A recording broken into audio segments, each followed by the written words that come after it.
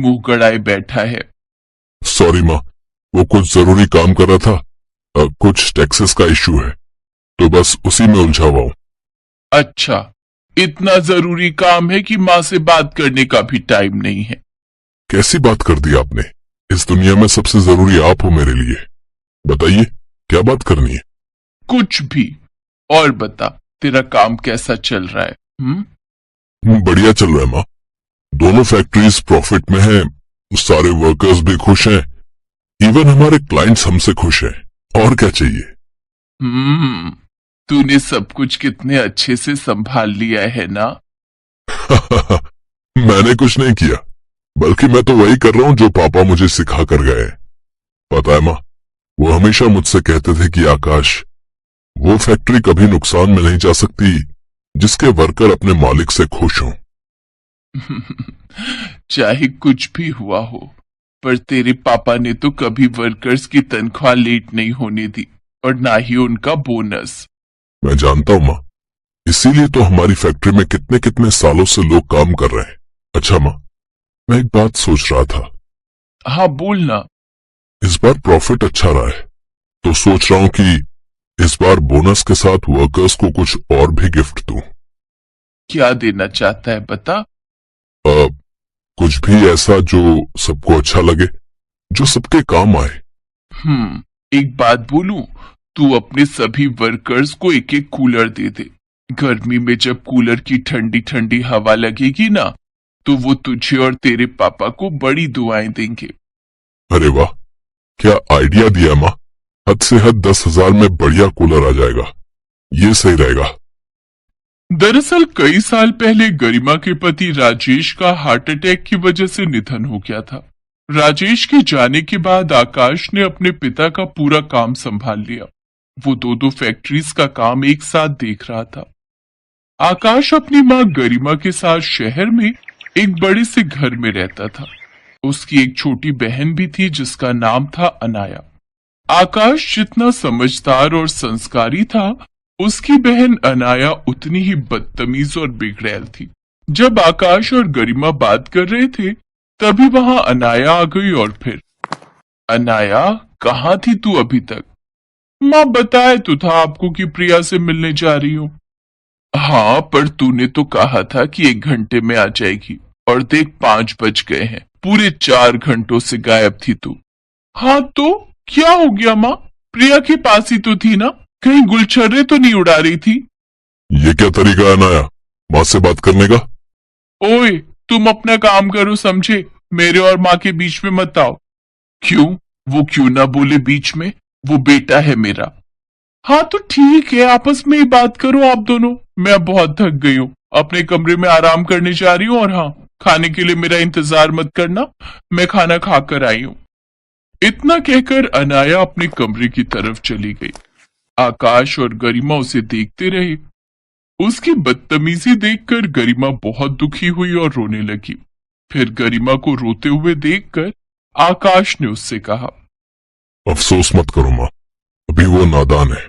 देखना, एक दिन खुद ही सुधर जाएगी। पर मुझे डर इस बात का है कि कहीं देर ना हो जाए। ऐसे ही वक्त गुजरता गया और वक्त के साथ अनाया और ज्यादा बिगड़ती चली गई। उधर आकाश अपने काम में और ज्यादा बिजी रहने लगा। गरिमा को अनाया की चिंता रहती थी, पर अनाया उसकी एक नहीं सुनती थी। और फिर एक दिन, क्या कर रहे हो भाई? कुछ खास नहीं। क्या हुआ? तेरा मूड आज सही लग रहा है? पैसे वैसे चाहिए क्या? वो तो मैं वैसे भी ले लूंगी। एक्चुअली मेरे पास तुम्हारे लिए एक ऑफर है। अच्छा तो बता। मेरी एक फ्रेंड है, उसका नाम सिंडी है। उसके पापा का बहुत बड़ा बिजनेस है, और मैं चाहती हूँ कि तुम उससे शादी कर लो। अच्छा, और ये सिंडी करती क्या है? वो कुछ क्यों करेगी, उसके पापा बिलेनियर हैं, वो तो बस मौज मारती है। अच्छा, और तुझे क्यों लगता है कि मैं उससे शादी करूंगा? अरे बताया तो कि वो एक बिलेनियर की बेटी है। सोचो कितना पैसा होगा तुम्हारे पास। पैसा, पैसा और पैसा, हर वक्त बस यही सोचती रहा कर। अपने जैसी बिगड़ैल भाभी लेकर आएगी। कान खोलकर सुन ले, इस घर में कोई सिंडी या भिंडी नहीं आएगी। आकाश के लिए मैं लड़की ढूंढूंगी, एकदम संस्कारी और शालीन, मतलब बहन जी टाइप लड़की। हाँ, तुम जिसे बहन जी कहते हो ना, उसे हम लोग आज्ञाकारी और संस्कारी कहते हैं, समझी? अपनी माँ की बात सुनकर अनाया गुस्से में वहां से चली गई। आकाश चुप था। फिर उसी दिन से गरिमा ने आकाश के लिए लड़की देखनी शुरू कर दी, और उसकी ये तलाश तब खत्म हुई जब उसने शालिनी को देखा। पहली नजर में आकाश को भी शालिनी भाग गई और फिर जल्दी ही उन दोनों की शादी हो गई। शादी के बाद जब शालिनी साड़ी में सजी धजी अपने ससुराल पहुंची, तो उसे देखकर अनाया जोर जोर से हंसने लगी। मुझे लगा ही था कि माँ पक्का कोई बहन जी टाइप लड़की तुम्हारे पल्ले बांधेगी। मुबारक हो भाई, अब जिंदगी भर सुनते रहना, ए जी, ओ जी, लो जी, सुनो जी। ये क्या बकवास है अनाया? सॉरी बोलो शालिनी को। सॉरी माई फुट, एक गंवार को मैं सॉरी बोलूंगी? कभी नहीं। इतना कहकर अनाया अपने कमरे में चली गई और बेचारी शालिनी अपनी ननद का ऐसा बर्ताव देखकर बहुत दुखी हुई। फिर 2 दिन बाद, माँ जी नाश्ता तैयार है। अरे वाह, क्या बनवाया बहू? बनवाया नहीं माँ जी, मैंने खुद सबके लिए पनीर के पराठे बनाए हैं। क्या? पनीर के पराठे? ये हमारा घर है, कोई 3rd क्लास ढाबा नहीं। खैर, तुम्हारी गलती नहीं है, तुम लोग तो यही खाते होगे ना, पराठे, आलू पूरी, खिचड़ी वगैरह, है ना? बहुत हो गया, तुझे खाना है तो खा, वरना चली जाए यहां से। हाँ हाँ, आप ही खाओ ये ऑयली 3rd क्लास पराठे, मैं जा रही हूँ अपने लिए कुछ ऑर्डर करने। हर गुजरते दिन के साथ अनाया की बदतमीजी बढ़ती जा रही थी, और इस बात से गरिमा और आकाश दोनों परेशान थे। पर शालिनी का कुछ और ही सोचना था। वो अनाया को प्यार से सुधारना चाहती थी। वो उसके लिए अच्छा अच्छा खाना बनाती ताकि वो दोनों आपस में घुल मिल सके, लेकिन अनाया उसे अनपढ़ और गंवार कहकर उसका मजाक बनाती थी। और फिर एक रात जब सब लोग सो रहे थे, अनाया दीदी कहाँ जा रहे हो, वो भी इतनी रात को? तुमसे मतलब? और सुनो, किसी को बताने की जरूरत नहीं है, मेरी एक फ्रेंड के घर पार्टी है, वहीं जा रही हूँ, सुबह तक आ जाऊंगी। अनाया तो चली गई, लेकिन शालिनी को उसकी फिक्र हो रही थी। फिर करीब 3-4 घंटों के बाद जब अनाया घर लौटी, तो उसने देखा कि शालिनी वहीं सोफे पर बैठकर उसका इंतजार कर रही थी। तुम सोई नहीं अभी तक? मैं आपका इंतजार कर रही थी, आपकी फिक्र हो रही थी, अब आपको सही सलामत देख लिया तो चैन आ गया। हाँ हाँ, ठीक है ठीक है, पर इस बारे में किसी को बताने की जरूरत नहीं है, अब जाओ, सो जाओ। इस बार अनाया की आवाज में वो बदतमीजी नहीं थी और ना ही वो अपमान था। उसकी बात सुनकर शालिनी वहां से चली गई। उस दिन के बाद से अनाया ने शालिनी को गंवार और अनपढ़ कहना बंद कर दिया। अब तो शालिनी अनाया का और भी ख्याल रखने लगी, लेकिन फिर एक रात जब सब लोग सो रहे थे, भाभी, भाभी मुझे बचा लो, मुझे बचा लो भाभी। अरे अनाया दीदी, पर हुआ क्या? मुझे बचा लो भाभी, मैंने वो जानबूझकर नहीं किया, वो गलती से। पर हुआ क्या? मैंने पब में ज्यादा ही ड्रिंक कर ली और फिर मेरे एक फ्रेंड की पिस्टल लेकर मैं डांस करने लगी। पता नहीं उसमें से कब गोली चल गई और वहां बैठे एक आदमी को लग गई। मुझे पता ही नहीं चला, वो आदमी मर गया भाभी। अब मुझे पुलिस पकड़ लेगी, मुझे फांसी हो जाएगी। मुझे बचा लो भाभी, कुछ भी करो प्लीज, मैं वादा करती हूँ कि आज के बाद सुधर जाऊंगी, कोई गलत काम नहीं करूंगी, बस इस बार मुझे बचा लो भाभी। ये सब सुनकर शालिनी को समझ नहीं आ रहा था कि वो अब क्या करे। तभी अचानक उसने अनाया के हाथ से वो पिस्टल ली और अपने दुपट्टे से उसे अच्छी तरह पोंछा और फिर उसे अपने हाथ में पकड़ लिया। ये क्या कर रही हो भाभी? आपने कुछ नहीं किया अनाया दीदी, आप चुपचाप जाकर सो जाओ, और जब कोई मेरे बारे में पूछे तो कहना कि मैं तो रात भर घर में ही नहीं थी। इतना कहकर शालिनी वो पिस्टल लेकर घर से बाहर चली गई। अनाया को सब समझ आ गया था पर उसमें इतनी हिम्मत नहीं थी कि वो शालिनी को रोक सके। उधर शालिनी आंखों में आंसू लिए बस चलती जा रही थी। उसकी आंखों के सामने उसकी पूरी जिंदगी घूम रही थी और कुछ देर बाद वो पुलिस थाने पहुंच गई। इंस्पेक्टर साहब, मैं सरेंडर करने आई हूँ। मुझसे खून हो गया है। क्या? पहले तुम ये पिस्टल नीचे रखो। शालिनी ने पुलिस के सामने वो जुर्म कबूल किया जो उसने किया ही नहीं था। वो सिर्फ अपने परिवार और अपनी ननद को बचाना चाहती थी। जैसे ही उसने अपना और आकाश का नाम इंस्पेक्टर गौरव को बताया तो वो हैरान रह गया। शाम को इंस्पेक्टर गौरव आकाश को अपने साथ थाने लेकर पहुंचा। भाभी, आपको नजरें झुकाने की जरूरत नहीं है। हम जानते हैं कि आप बेकसूर हैं। नहीं नहीं, मैं ही कातिल हूँ। मुझसे ही गोली चली थी। बस करिए भाभी, आकाश मेरा बहुत अच्छा दोस्त है। जैसे मैंने उसे आपके सरेंडर की बात बताई वो फौरन मेरे घर आया था और उसने मुझे बताया कि आप तो कभी पब जाते ही नहीं है। तभी मेरा माथा ठनका और मैंने उस पब के सारे सीसीटीवी खंगाले तो वहां आप नहीं बल्कि आकाश की बहन अनाया थी और पिस्टल भी उसी के हाथ में थी। पर वो बेकसूर है। हो सकता है कि मैं सीसीटीवी में ना आई हूँ, पर मैं वही थी। मेरा यकीन कीजिए। बस करो शालू, तुम अनाया को बचाने के लिए अपनी कुर्बानी दे रही हो, जबकि सच ये है कि अनाया ने भी वो खून किया ही नहीं। दरअसल गोली तो किसी और ने चलाई थी और वो आदमी किसी और को गोली मार गया। एक कॉन्ट्रैक्ट किलर ने ही पूरा प्लान बनाया था। पब में जैसे ही अनाया ने वो पिस्टल उठाकर डांस करना शुरू किया, शूटर ने उसी वक्त उस आदमी को गोली मार दी। उनकी पूरी कोशिश थी कि इल्जाम अनाया पर आ जाए, पर गौरव ने उस शूटर को पकड़ लिया है और सारे सबूत भी उसके पास हैं। आकाश की बात सुनकर शालिनी उसके गले लगकर जोर जोर से रोने लगी। उसकी आंखों में खुशी के आंसू थे। तभी वहां अनाया आ गई और आते ही शालिनी के पैरों में गिर पड़ी। भाभी, मुझे माफ कर दो। मुझे सब समझ आ गया है। मैं वादा करती हूँ कि आज के बाद आप एक नई अनाया को देखोगे। कैसी? मेरी जैसी? एकदम बहन जी टाइप? आपके जैसी बन सकूं इतनी तो मेरी हैसियत नहीं भाभी, पर आपसे सीखते हुए मैं कोशिश पूरी करूंगी। और बस यहीं से सब कुछ बदल गया। अनाया भी और अपने परिवार के साथ उसके रिश्ते भी।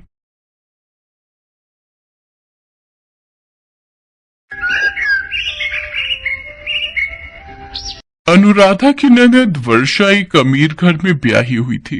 वर्षा की जब शादी हुई थी तब उसके मायके वाले अमीर थे, इसलिए वर्षा की शादी में अच्छा खासा दहेज भी दिया गया था। राकेश का कारोबार अच्छा था पर अचानक बिजनेस में घाटा हो गया। अब अनुराधा और राकेश को गरीबी में दिन गुजारने पड़ रहे थे। मम्मी, बुआ के घर चलो ना, मुझे पूर्वी के साथ खेलना है। उसके पास बहुत सारे अच्छे अच्छे खिलौने हैं। मेरे पास तो एक भी नया खिलौना नहीं है। अच्छा अच्छा ठीक है, चलती हूँ, लेकिन जल्दी आ जाएंगे पापा के आने से पहले। अनुराधा अक्सर स्वाति को वर्षा के घर ले जाती थी। स्वाति को पूर्वी के साथ खेलना अच्छा लगता था, पर वर्षा को अनुराधा का बार बार आना पसंद नहीं था। भाभी, हो सके तो दोपहर के वक्त मत आया करो। वो पूर्वी के सोने का वक्त होता है ना, तो तुम स्वाति को ले आती हो। पूर्वी खेलने में लग जाती है, इसलिए बोल रही हूँ। वैसे मेरी बात का बुरा मत मानना। नहीं नहीं वर्षा, मैं भला तुम्हारी बात का बुरा क्यों मानूंगी। वो तो स्वाति जिद करने लगी कि उसे पूर्वी के साथ खेलना है, इसलिए मैं उसे ले आई। चलो स्वाति, अब घर चलते हैं, पापा भी आ गए होंगे। अनुराधा की ननद वर्षा उसके गरीब होने से चिढ़ती थी, पर अनुराधा बहुत भोली थी। उसके स्वभाव में सीधापन था। वो अपनी ननद की बातों को दिल पर नहीं लेती थी। कुछ दिनों बाद वर्षा की शादी की सालगिरह का फंक्शन था। उसने सबको इनवाइट किया था। राकेश, वर्षा की शादी की सालगिरह है, वो एक बड़ी पार्टी कर रहे हैं। हम तो घर के हैं, इसलिए समय से पहले पहुंचे तो उन्हें अच्छा लगेगा। ठीक है अनुराधा, एक काम करो, तुम स्वाति के साथ चली जाना। मुझे थोड़ा काम है तो मैं वो निपटा कर वहीं से सीधा आ जाऊंगा। ठीक है राकेश, फिर मैं स्वाति को लेकर चली जाऊंगी। अच्छा, पता नहीं वर्षा का फोन आया था, कुछ काम है, शायद कल की पार्टी का, इसलिए बुला रही है। ठीक है, चली जाओ, स्वाति को भी लेती जाओ। मैं भी जा रहा हूँ, शाम तक लौटूंगा। अनुराधा वर्षा के पास चली जाती है। वर्षा ने कुछ साड़ियां निकाल कर रखी हुई थी। अनुराधा भाभी, कल की पार्टी काफी बड़ी है और मैं नहीं चाहती भैया और आपकी पीठ पीछे कोई बात बनाए। मेरी ससुराल वालों और अनिल को तो आप जानते ही हो, सब लोग बहुत हाई फाई हैं और मैं नहीं चाहती कि मेरे मायके वालों की वजह से मेरी अपने ससुराल के रिश्तेदारों के सामने इंसल्ट हो। आपके पास तो कोई ढंग की साड़ी नहीं होगी। ये मेरी कुछ साड़ियां रखी थी, मैंने तुम्हारे लिए निकाल दी हैं, ये लेती जाओ। और हाँ भाभी, अनिल के कुछ कोट पैंट उन्हें टाइट हो गए, वो भैया कल के फंक्शन में पहन लेंगे। अनुराधा कुछ बोल नहीं सकी और चुपचाप घर आ गई। उसने घर आकर कोट पैंट एक अलमारी में छुपा कर रख दिए ताकि अपनी बहन का ये स्वभाव देखकर राकेश को बुरा न लगे। अगले दिन अनुराधा और राकेश फंक्शन के लिए पहुंचते हैं। राकेश भैया, आप क्या ये कुर्ता पजामा पहन कर आए हो? मैंने भाभी को आपके लिए कोट पैंट दिए तो थे। अब कौन से कोट पैंट? सुनिए, अनिल जी आपको बुला रहे हैं। अनुराधा बात को काट देती है और वर्षा मेहमानों में बिजी हो जाती है। कुछ देर बाद वर्षा अनुराधा के पास आती है। अनुराधा भाभी, स्वाति का जरा ध्यान रखना, 2 बार गुलाब जामुन और आइसक्रीम की प्लेटें ले चुकी है। मैं इसे बहुत देर से देख रही हूँ। मेरे ससुराल वाले क्या सोचेंगे कि मेरे मायके वाले कितने भुक्कड़ हैं। इस होटल में प्लेट का हिसाब है, एक प्लेट उठाने पर 2000 रुपए लगेंगे। कभी स्वाति बार बार प्लेटें उठाती रहे और आप चुपचाप देखती रहो, है तो वो शैतान ही। अनुराधा की आंखों में आंसू आ जाते हैं। तभी राकेश आ जाता है और अनुराधा अपने आंसुओं को छुपा लेती है। क्या हुआ अनुराधा? वर्षा क्या कह रही थी? वो कुछ नहीं, बस ऐसे कोई सामान था तो वो मुझसे पूछ रही थी। वर्षा अपनी भाभी अनुराधा को नीचा दिखाने में कोई कसर नहीं छोड़ रही थी। अरे वर्षा, ये तो तुम्हारी भाभी अनुराधा है ना? और कैसा चल रहा है तुम्हारे भैया का काम? क्या बताऊं मिसेस शर्मा, जब से भाभी के कदम हमारे घर में पड़े हैं, मेरे तो मायके में मानो अकाल पड़ गया है। मम्मी पापा इस दुनिया में नहीं रहे, बेचारे भैया अकेले कमा कमा कर थक गए। ये तो पहले ही गरीब खानदान से आई हुई थी, मैं ही हूँ कि इनकी मदद करती रहती हूँ। अब क्या करूँ, हूँ तो आखिर बहन ही। अपने भाई का दुख तो मेरे से देखा नहीं जाता। आज फंक्शन में पहनने के लिए कपड़े भी मैंने ही दिए हैं। तभी अनिल वर्षा को केक काटने के लिए बुला लेता है। फंक्शन खत्म होने के बाद अनुराधा राकेश और स्वाति के साथ घर आ जाती है, पर उस दिन अनुराधा ने सोच लिया था कि अब वो वर्षा के घर बहुत कम जाया करेगी। पूर्वी कई बार जिद करती थी पर वर्षा उसे बहाना बनाने लगी। एक दिन राकेश घर आया और अनुराधा से बोला, अनुराधा, अनिल जी मिले थे। वर्षा के कंधे में फ्रैक्चर हो गया है, वो बाथरूम में फिसल गई थी। क्या? वर्षा बाथरूम में गिर गई? कब हुआ, कैसे? पूरी बात अनिल जी फोन पर बता नहीं सके। तुम तैयार हो जाओ, हम हॉस्पिटल चलते हैं। सुबह ही एडमिट हुई है वर्षा। अनुराधा राकेश के साथ हॉस्पिटल पहुंचती है। ये सब कैसे हुआ वर्षा? बाथरूम का बल्ब खराब हो गया था, वहां अंधेरा था, तभी पैर फिसल गया और देखो मुझे चोट आ गई। चिंता मत करो वर्षा, सब ठीक हो जाएगा। कल पूर्वी का एग्जाम भी है और घर कौन देखेगा? डॉक्टर ने मुझे यहाँ कुछ दिन रुकने के लिए बोला है। वर्षा तू चिंता क्यों करती है? मैं और तेरी भाभी है ना, सब संभाल लेंगे। तू बस अपना ध्यान रख। अच्छा, मैं स्वाति को स्कूल लेने जा रहा हूँ, पूर्वी को भी लेता आऊंगा। अनिल जी, आप यहीं वर्षा के पास रुको। वर्षा, तुम बिल्कुल चिंता मत करो, मैं हूं ना, फिर परेशान क्यों होती हो? सारी चिंता छोड़ दो और आराम करो। अनुराधा वर्षा के पीछे घर का सारा काम संभाल लेती है और पूर्वी को भी समय से स्कूल भेज देती है। कुछ दिनों तक वो और राकेश वर्षा का पूरा ध्यान रखते थे। कुछ दिन बाद वर्षा को हॉस्पिटल से छुट्टी मिल जाती है। अरे वर्षा, लेटी रहो, आराम करो। अब मैं ठीक हूँ भाभी, तुमने मेरी परेशानी के वक्त मेरी कितनी मदद की, पूर्वी की देखभाल की। तुम बहुत अच्छी हो भाभी। तुमने और भैया ने मेरा कितना ख्याल रखा। ससुराल की अमीरी के घमंड में मैं अपने कीमती भैया भाभी का प्यार खो रही थी। आज सासू माँ और मेरी जेठानी दोनों ने मेरी इतनी देखभाल नहीं की जितनी आपने और भैया ने की है।